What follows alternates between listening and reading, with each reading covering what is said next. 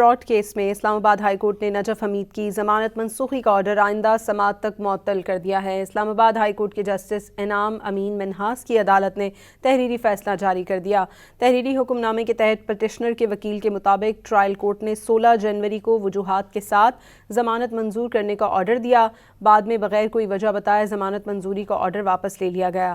آئندہ تاریخ سماعت تک ضمانت منسوخی کا آرڈر معطل رہے گا۔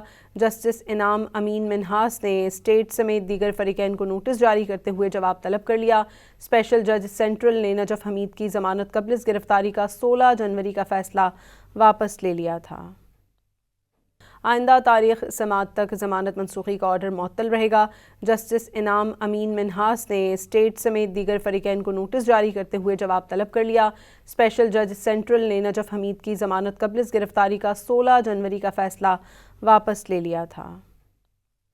آئندہ تاریخ سماعت تک ضمانت منسوخی کا آرڈر معطل رہے گا۔ جسٹس انعام امین منہاس نے اسٹیٹ سمیت دیگر فریقین کو نوٹس جاری کرتے ہوئے جواب طلب کر لیا۔ اسپیشل جج سینٹرل نے نجف حمید کی ضمانت قبل از گرفتاری کا 16 جنوری کا فیصلہ واپس لے لیا تھا۔